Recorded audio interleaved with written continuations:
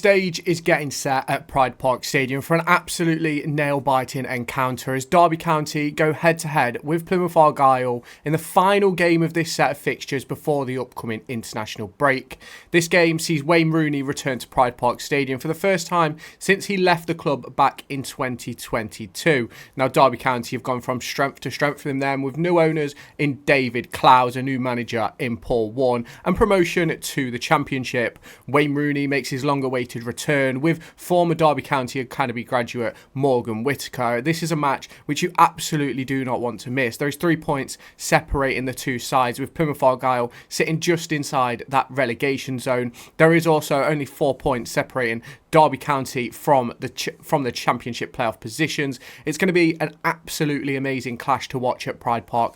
Make sure you stay tuned for the rest of this video as we look ahead to Derby County versus Plymouth Argyle at Pride Park Stadium. Now, if you have not done so already, make sure you hit that subscribe button down below and turn on that notification bell to stay tuned for all of my latest Derby County and EFL content. Let me know your thoughts on the match the other night versus Coventry, and let me know what you're expecting heading into this one. Now, if you haven't noticed or haven't seen any of my recent videos, we have become Kitbag affiliated. Make sure you check the link in the description for all your sporting goods needs. They sell obviously Derby County shirts and things like that across the course of the Premier League, Championship and other divisions as well. So make sure you check that out. There's a mid-season sale going on right now. Use code crossbar at checkout and you should get a discount on a range of different items. Now, shall we get into the preview? Here we have it then. As just mentioned, Derby County face up against Wayne Rooney's Plymouth Argyle. Now, over the course of the last few days, there's been a lot of talk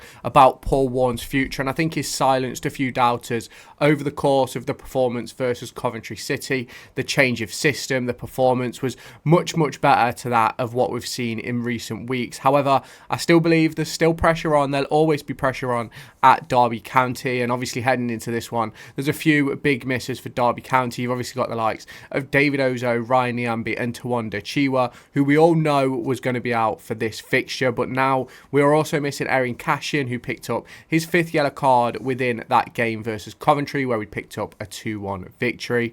We also have a potential injury to Callum Elder to contend with, which means Derby County may have to shuffle the deck once again heading into this one. Now, obviously, that sounds like there's going to be 2 changes, but if we look ahead to Plymouth, then they obviously have some injury problems of their own. They've had a few players go out over the course of the last few weeks. Galloway, Hazard, Edwards and Gibson are the ones mentioned, but I do believe Sissoko has picked up an injury which keeps him out up until January time. You can correct me down in the comments, Plymouth fans, but this is going to be a really important game for both sides, in my opinion. You look at the recent form, both teams have sort of been up and down. Plymouth picking up 3 defeats against Cardiff, Millwall and Leeds, as well as draws versus Preston North End and a win versus Pompey in midweek. You then look at Derby County, it was 3 draws on the trot, Millwall, Oxford and Hull. Took a 2-1 defeat to Stoke City in what was a terrible performance. They then went on to beat Coventry City with the Jerry Yates double, which one of them has been given as an own goal. Not entirely sure why, there was only a massive deflection. But it's one of those for me where both of these two sides are sort of in a position where they're 1 or 2 games away from being top half contenders, and they're 1 and 2 games away from being down in that relegation zone and sort of a little bit buried. Now, we will just take a quick look at the league table. Derby County obviously sitting 13th, 18 points from 14 games. It's a really good return so far. 18 goals scored, 18 goals conceded, and realistically, we do deserve more. The Norwich City game a few weeks ago, we obviously know that 2 of those goals, well, 3 of the goals in the game shouldn't have counted. And that obviously then changes the scoreline. It would have been a 1-1 draw, but we just have to keep going. We keep moving. Obviously, the recent defeat to Stoke City was a disappointing one, but they're now level on points, and I do think they're in a bit of a false position. Had a bit of a poor start. They seem to be turning it around now. But we then scroll down to Plymouth Argyle, 15 points. Now, They're 5 points clear of QPR, who are the team below them, but they're level on points with teams all the way up to 17th. Coventry City just sacked their manager Mark Robbins this morning as I'm recording this video, which to me is absolutely crazy. I know they're not where they want to be, but they've lost a lot of big players. But back on to Plymouth Argyle, they've had some really big results over the course of this season so far, beating the likes of Sunderland. I think they beat Luton as well, if I remember rightly. Really, really good performances on a couple of occasions, but they've also picked up some really, really heavy defeats and some really disappointing ones as well. Obviously, 3 points for them would drag them out of the relegation zone, but a defeat could see them fall away from this pack here, and obviously fall away from Derby County. Now, Derby County obviously currently sit 3 points away and are obviously quite clear on goal difference, but another 3 points would put them 6 points away from Plymouth Argyle in 22nd. Obviously, the likes of Cardiff, Preston, Luton, Hull and Coventry could all fall to that 22nd position with goal difference swings and things like that. But it's a major game for me, this one. I think it's a really, really important one. You look at the head-to-heads of the two sides from back when they played each other in League One and things like that. If it will load, will it load? It doesn't seem to want to load. But if we go back to the League One season, Plymouth Argyle beat Derby County in their promotion campaign at home and away in realistically controversial circumstances. The game away from home, it was a penalty against Harvey White, which wasn't a penalty. It was the biggest dive I've ever seen on planet Earth, and it's one of those for me where Derby County can get the better of this Plymouth Argyle side. I think there's lots to talk about. We obviously have to talk about the manager at Plymouth Argyle, Wayne Rooney. Obviously spent a fairly decent time at Derby County. When you look at the situation he was involved in and where we should have finished without the deductions, I think he did a really good job. Obviously not anywhere near what Derby County were used to heading into those few seasons, but obviously with the downturn of investment from Mel Morris, the owner, the failed takeovers, the year with Philip Cocu, we sort of got ourselves in a position where if we could stay up in the division, that would be brilliant. Now, when we talk about Wayne Rooney, he's still a very, very young coach. At just 39 years old, he is very experienced in a sense, but he's also got so much more to learn. Obviously, this season, 16 matches, 5 wins, 3 draws and 8 defeats. You obviously look back to his time at Birmingham City, where I think ultimately he was not really given an opportunity. Would he have turned it around? I don't know, but they wanted him to come in and change everything when they were sitting 6th in the division, and I think that was a terrible decision from the ownership at Birmingham City. His time at DC, off-field problems again, and we go to Plymouth Argyle now. Obviously, I'm not saying that they're a small club or anything like that, but they're certainly a team with less expectation than a Birmingham City who's just got new owners, and I do think that he will help this team and progress this team. I think looking ahead to January for them, I think it's going to be a really, really interesting year of what they're going to do with the likes of Morgan Whittaker. When you look at the injury problems that they've got and the need to improve their squad depth, is it going to be something where they look to move Morgan Whittaker on to bring in some money, or are they going to receive that investment? I have seen a few fans over the course of the last few weeks on Twitter talking about the lack of investment from the Plymouth Argyle owner, and that's something which obviously they're going to have to deal with across the course of this season. Obviously sitting just inside the relegation zone at the minute. You look through their squad, they've got some really good players in my opinion. I really like Mumba.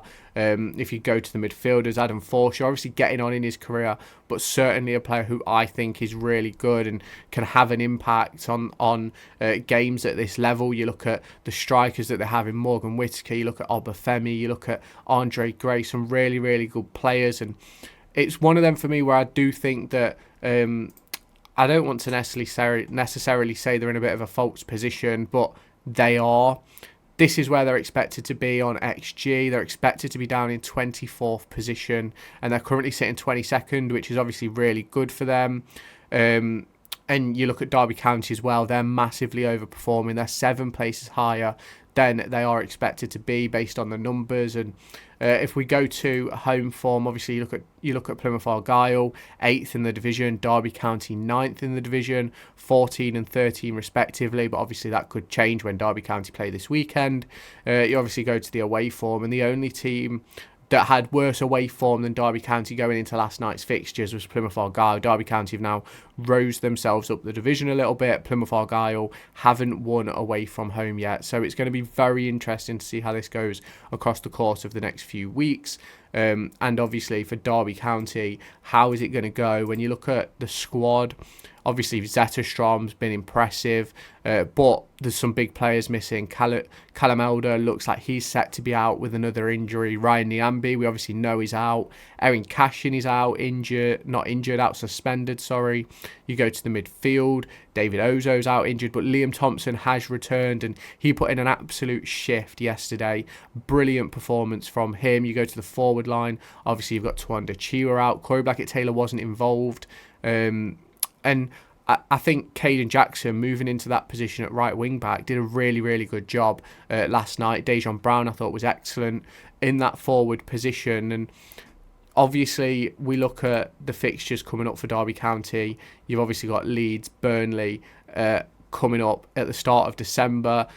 Games 4 and 5 on the way back from this international break, but we've got to get some points out of these next fixtures. If Derby can pick up another 3 points here, maybe a point at Preston and a point versus Swansea and a point versus Sheffield Wednesday, or one of them a win, I think Derby County are going to be looking in a really, really good position. I said from this bunch of fixtures coming back from the international break, I said I wanted about 6 points. And no, I said I wanted 9 points, and so far we're on 6. So if we can pick up a victory here, we've done what I expected us to do, what I anticipated us to do. But it's one of those where it's going to be a very, very interesting decision. Now, if we go to the lineups then, and we look at what Derby County did the other night versus Coventry City, it was a really, really good performance. Liam Thompson and Kenzo back to their former selves, really, really putting in a proper shift. Ibu Adams, another excellent performance from him, but I believe he's just 1 yellow card away from suspension, and there's no way he's going to get to the cut-off without picking up another yellow. Obviously, Erin Cashin's out of this one, and Callum Elder looks set to be out. Now, if I was the manager, if I was Paul Warne, I would not change anything. Obviously, you probably bring in Sonny Bradley in that centre-half position and let them argue amongst themselves about who's going to be the central centre-back. And at left-back, you probably bring in Craig Forsyth. Now, obviously, a lot of people are going to talk about, obviously, there's no Mendes Lang in this system, in this team. And for me, I personally don't think Mendes Lang's been as good as the numbers suggest. I think he's had moments where he's looked brilliant. He's obviously picked up a few assists when it comes to obviously set pieces and things like that. But for me, I think we have to go with the same lineup. I think Dejan Brown and Jerry Yates will form a really good partnership. I think this midfield three did really, really well. Obviously, you have got Ben Osborne who can come back in, but for me, put him on the bench, save him, because Liam Thompson put in an excellent performance. There's no need to drop him. I think Forsyth, when he came on, put in a really, really good shift as well. You obviously go Nat Phillips. I think he did really well. And obviously, I've already mentioned Caden Jackson. Zetterstrom is learning the ways of the dark arts of English football, and that's something which we're going to have to give him time with, and I think he did a really good job versus Coventry. Obviously, look at the yellow cards that players have picked up, and I'm pretty sure Cashin's was for time wasting, which I'm not really a big fan of time wasting. I understand it, I understand the dark arts, but don't do it to the extent where you get booked, especially as early as Erin Cashin did, because if we do go back, how early was the Erin Cashin booking? Will it tell us on the commentary? That would be good. I don't just want the goal. I don't want the key events. Get me to the yellow card. I know it was in the first half. Where is it? Ibu Adams, that's 59.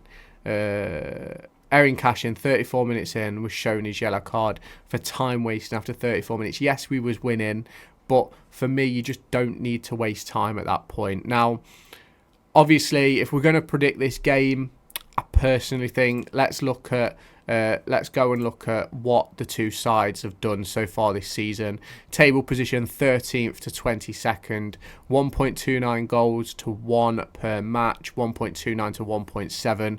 I personally think it's going to be a 2-0 Derby County win.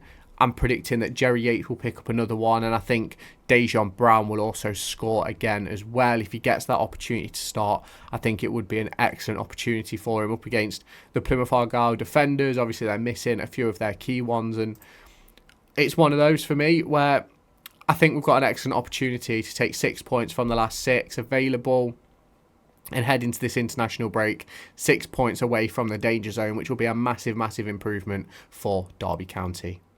If you have not done so already, make sure you hit that subscribe button down below and turn on that notification bell to stay tuned for all of my latest Derby County and EFL content that's heading your way across the course of this upcoming season.